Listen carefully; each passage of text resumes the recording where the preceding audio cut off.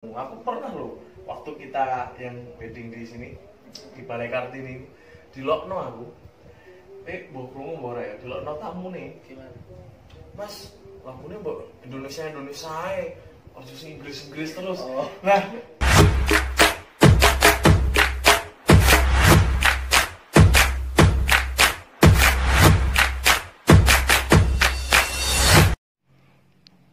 oke semuanya, balik lagi di channelku tentunya di Jagongan malam hari ini bersama temenku. Halo. Ini teman saya dari kecil, kita SMP terus band-bandan bareng ya, Band-bandan bareng. band-bandan bareng. Nah, malam hari ini aku pengen ngomong tentang musik. Jadi mungkin pertanyaan ini lagi ya, sing ditakokke karo umum.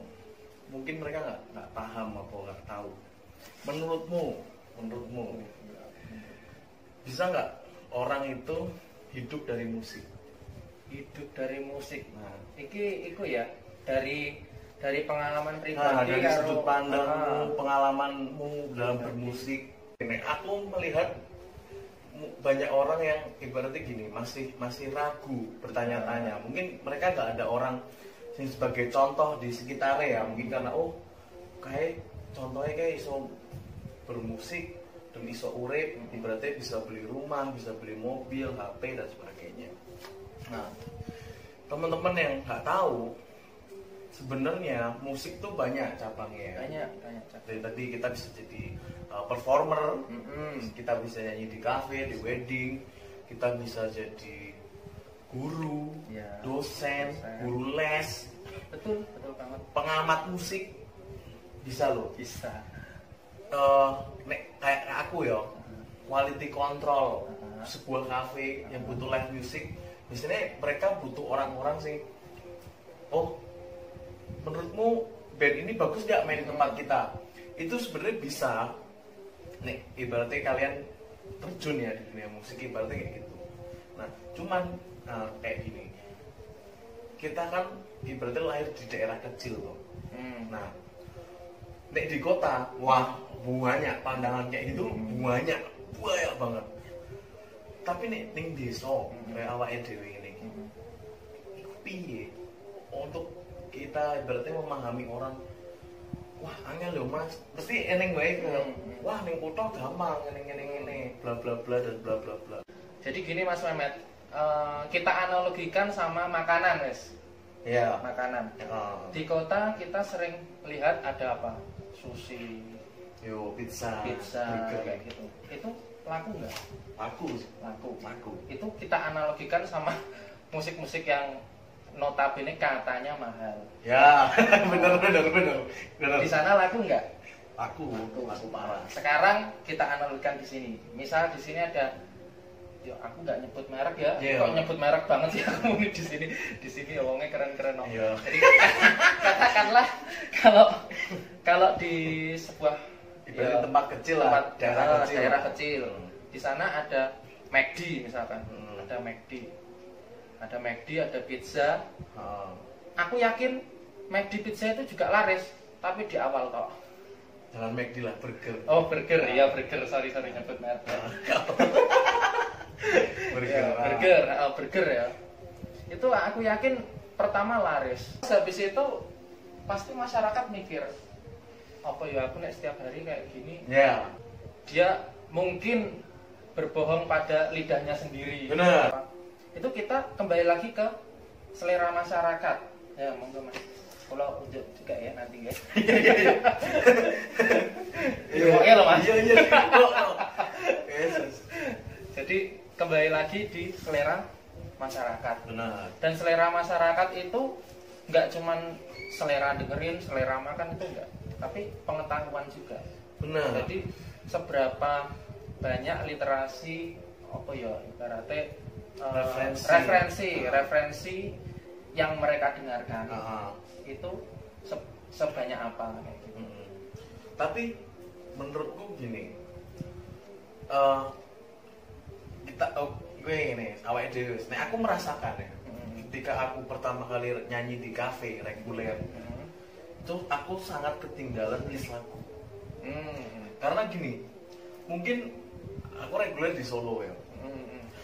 Di Solo aku sangat ketinggalan karena mungkin orang-orang Solo dengerinnya udah beda. Sedangkan kita di sini di daerah kecil mungkin dengerinnya lagu-lagu yang ya orang banyak style di VCD, di DVD kayak gitu. Kayak semisal dangdut lah, musik reggae lah dan sebagainya. Kayak kita pop, jazz, R&B kita belum kenal sebenarnya. Waktu itu aku kayak tinggalan banget kilisku. Jadi kayak mungkin nggak sampai sekarang pun menurutmu mungkin nggak adik-adik di kita sekarang kita tuh anak-anak sini ya yang baru mungkin mau muncul talent baru, menurutmu referensinya ketinggalan nggak dibanding di kota?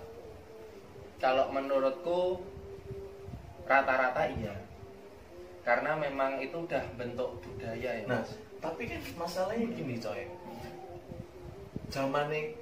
zamanku zamannya Ardi itu internet jarang. Kita harus ke warnet, ya kan, browsing dan sebagainya. Saiki lo neng HP itu udah bisa, bener nggak? Bener. Dan banyak banget pilihan lagu. Nah, tapi kenapa adik-adik kita tuh kayak males opo mergo kangelan lah, apa piye? Menurutmu? Menurutku karena mungkin ya musik itu hanya sekedar untuk hobi aja sih menurutku. Hobi yang gimana ya, kan biasa kalau hobi itu kan, kalau menurutku itu ada dua. Hobi yang cuman senang-senang aja, sama hobi yang benar-benar kita kepo gitu, kita pengen tahu, itu beda. Kalau yang hobi cuman senang-senang aja, menurutku itu udah tahapnya itu apa istilahnya terhegemoni ya, ibaratnya dia udah dipengaruhi oleh lingkungan. Jadi antar lingkungan itu dia nyalur terus kayak gitu. Jadi misalkan jadi menurut pengamatanku ya, jadi bukan karena sekarang udah ada internet apa enggak. Kalau misalnya sekarang udah ada internet tapi misalnya ya aku dolan neng warung kopi atau di mana, orang mungkin tuh aku nyetelin Mozart, nyetelin Bach, misalnya jazz, Dave Koz apa gak mungkin. Malah diguyu mesti. Di sana aku jadi minoritas. Tapi permasalahannya gini, sebenarnya ada bakat-bakat generasi sekarang ya yang mungkin baru muncul ya, sebenarnya bakatnya itu bagus. Tapi karena mungkin referensinya kayak gini, orang nyanyi kan cocok-cocokan kan. Ya, gak iso wong semua di dangdut, gak iso semua orang di pop, gak bisa semua orang di jazz. Orang punya kesukaannya sendiri-sendiri. Nah, menurutku di sini ya. Menurutku. Pasti menurutmu gue jawaban. Oh iya, menurutku sih.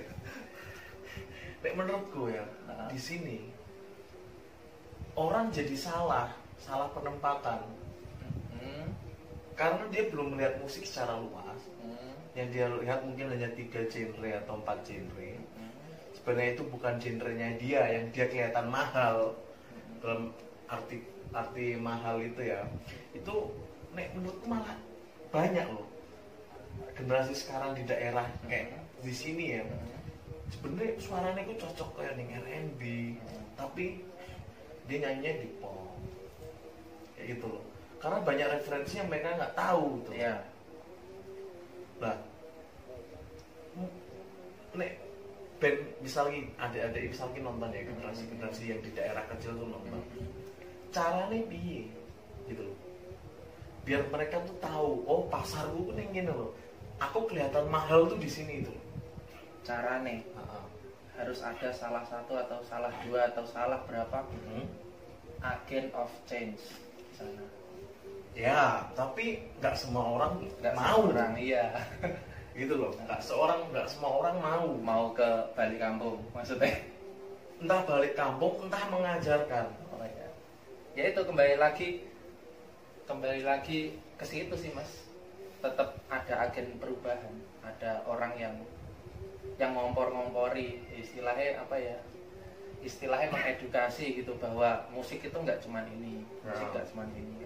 Karena gini, semakin kesini kayak gini ya, perweddingan yang dulu di kota-kota tok, saya kira harus masuk kan, mulai masuk ke daerah kecil, udah mulai itu ya. Udah mulai ibaratnya ben gol orjen tunggal kendang karo biduan loro, saya kira udah mulai full band, ada sekso dan sebagainya.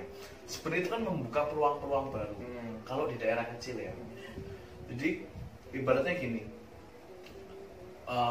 orang-orang di daerah memulai itu entah walaupun dengan harga yang mungkin standar daerah situ aja wes ya. Ya itu agen perubahan di situ. Nah, cuman kan permasalahannya gini. Kalau semisal dia bikin nih, terkadang mereka bingung cari pasarku kayak gimana. Karena gini, susah loh kita ngajak klien itu buat ayo udahlah pakai band aja. Itu susah loh. Susah. Karena gini, permasalahannya pertama budget, kedua tamu. Aku pernah loh waktu kita yang wedding di sini di Balai Kartini di Lokno aku, bohong mbok ya, di Lokno tamu nih. Gimana?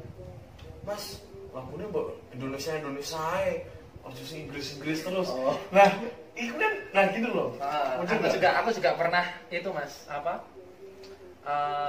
disambati. Nah, disambati karo temanku yang di Rembang sini. Disambati teman Rembang origin tunggal. Jadi dia itu pengen coba lah lagu pop yang lagi hits kayak gitu. Misalkan dia sebut merek Janji Suci atau apa kayak gitu. Pernah dia beberapa kali main lagu-lagu kayak gitu. Ya sekitar 5 sampai berapa 5 ke atas lagu lah. Itu dia lagu pop. Kemudian ada bapak-bapak bawa makanan. Itu nyamperin si keyboardisnya itu, si temen saya itu. Terus bilang gini dia, Mas, lagumu nek orang mbok ganti orjenmu tak goyang Rosoto loh Mas. Ini parah banget itu sumpah. Sumpah ini. Real itu. Iku ceritane dene kaya ngono. Dadi saking apa ya? Nah, tapi benar. Kadang tamu orang wedding itu kalau di daerah ya, kalau di daerah kecil itu nggak masuk akal saya. Kita band-bandan, format band jelas band ya. Oh iya, format dimintain lagu campur sari. Piye cara galak kene band main campur sari? Aku biyen yo pernah. Wangi lho. Aku biyen pernah kuwi. Iki orang ning daerah lho. Iki ning Jogja. Kota ya. Kota. Masih kayak misal nggak Bantul. Tempatnya UMY malahan ning Sportorium malahan. Oh, nikahnya di gedung. Kita di sana format Ultima Orkestra. Orkestra. Oh, enggak tahu cerita. Iya. Oh ya tak ceritain ya. Jadi ini parah banget itu. Jadi waktu aku main, kan kalau main nggak bisa diganggu ya, karena yang namanya orkestra itu kan nggak bisa improv kan. Bener. Dia maksudnya sesuai partitur.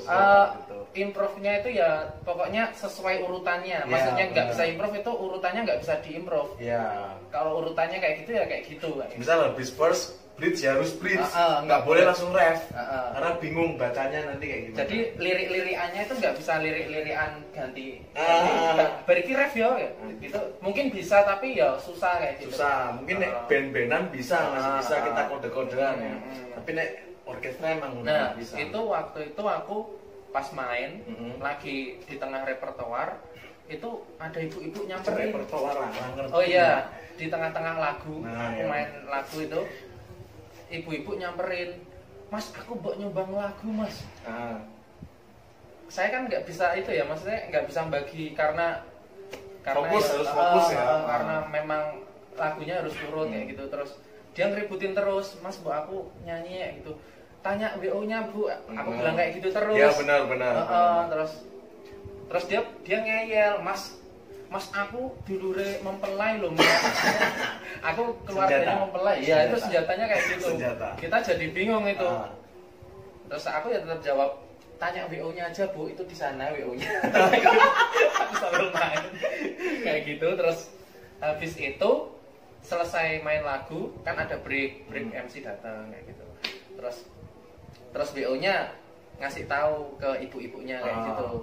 Katanya boleh nyanyi lagu, tapi lagunya belum dia sebutin. Iya. Nyanyiin lagu, tapi di akhir acara, yaitu jam 1 tepatnya. Karena acara dimulai itu jam 11. Pokoknya jam 1 tet itu pas bubaran lah ya. Pas bubaran dia boleh lah nyanyi satu lagu kayak gitu. Oke. Tak kirain dia nggak datang. Kayak gitu. Waktu jam 1 peletit itu dia udah udah di depan gitu. Udah kayak aku kayak udah diteror. Kayak dekolektor ya. Kayak gitu terus. Mas, janji ini loh Mas. Ditagih. Habis itu dia kan tak kirain mau nyanyi apa gitu lagu ya kayak misalkan love song yang ya mungkin zaman-zaman mesti lagu-lagu old song mungkin bisa menyesuaikan lah sama teman-teman itu. Dan itu yang main cuman aku sama Combo aja. Combo itu yang band. Ya, Combo itu band. Kalau di orkestra tuh Combo itu band. Bukan yang biola, bukan yang. Paling biola ya cuma 1-2 gitu, enggak bisa bareng. Nah, itu dia pengen nyanyi apa coba? Dia pengen nyanyi lagu Terajana. Sebenarnya nggak ada yang salah sih sama lagu itu. Sebenarnya nggak ada yang salah, cuman ya kurang tepat aja sih. Karena dan itu ya for your information ya. Di situ tuh banyak bule, Terus nah posisinya di orkestra tuh padahal nggak pakai kendang ya? Nggak pakai. Jelas nggak pakai. Termasuk nekat sih ya? Nekat banget itu. Terus habis itu sebelum perform hari H itu aku udah diwanti-wanti sama apa namanya, sama yang punya hajat mempelai, Mas jangan ada yang request ya gitu. Tapi saya juga ituin balik ke mbaknya, maksudnya ke mempelai, ngasih tahu kalau saya bisa kayak gitu, maksudnya bisa nolak kayak gitu. Tapi semua kembali ke WO semua kembali ke WO kayak gitu. Tapi sebenarnya kalau mempelai nggak membolehkan tuh sebenarnya kayak undang-undang bagi kita gitu loh. Nah itu masalahnya dia pakai senjata itu tadi coy. Aku keluarga loh Mas. Iya sih, benar. Kuwi sing dadeknya nggak enak, WO-nya nggak enak. Karena takut dapat review jelek. Makanya karena hal kecil yang sepele bisa jadi. Oh iya, gini Mas. Jadi dia pas apa namanya? Pas ituin aku, pas waktu perform itu. Ya, nyamperin itu dia bilang gini, apa? Mas, aku iringi satu lagu ya Mas. Masa nggak boleh sih, wong sing biasanya aku di panggung-panggung aja boleh. Panggung-panggung ini panggung apa? Panggung gembira, panggung sandiwara. Jadi kayak gitu. Waduh, aku antara pengen ya gimana lagi ya itu kan nggak bisa gimana ya aku ya udah aku anggap orang gila aja. tapi bener coy, kadang di wedding itu orang bisa nekat, mestinya nekatnya dalam arti request lagu ya. Kayak gini, semisal lagu-lagu gini, pas waktu Didi Kempot naik-naiknya, itu kan orang banyak request lagu-lagu Didi Kempot. Lagu Didi Kempot tuh bagus. Tapi kalau nek di weddingnya nih kayak piye ya? Itu kan lagu patah hati, sakit hati. Sedangkan nek nikahan itu pengen ini temanya tema sing percintaan, cinta yang bahagia, happy ending gitu loh. Tapi kebanyakan bubaran pasti jalurnya ho-ho nih. Pasti dimanapun. Malah kadang sampai klien kita yang bilang, Mas pokoknya kita nggak mau dangdut. Ada kan beberapa, mesti untuk menanggulangi itu. Oh iya, klien kita akhirnya, Mas pokoknya kita nggak mau ada dangdut. Itu kita bisa nolak.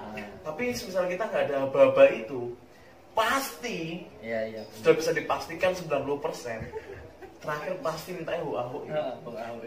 Padahal ya kursi tamu kosong, paling tinggal berapa orang toh itu Mas ho-ho ya oke lah ya. Ya gitu sih Mas. Jadi aku lihat itu masyarakat pada umumnya ya, maksudnya masyarakat yang nggak begitu kepo sama musik. Intinya ya musik sebagai dia biar buat refreshing kayak gitu. Kalau kita kan musik nggak buat refreshing. Benar. Ya nggak sih? Ya. Aku malah stres Kita kalau gini. musikan terus. Ya kalau kita musik jadi begini ya, hobi jadi profesi. Nah, di profesi itu dari musik yang mungkin awalnya kita musik bermain cuma senang-senang, akhirnya jadi bisnis. Jadi kita wirausaha jasa dalam bidang jasa. Nah,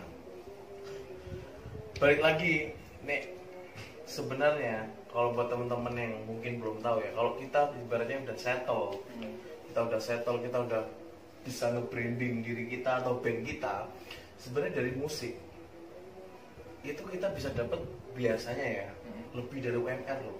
Iya, benar. Bisa jauh kadang dari UMR.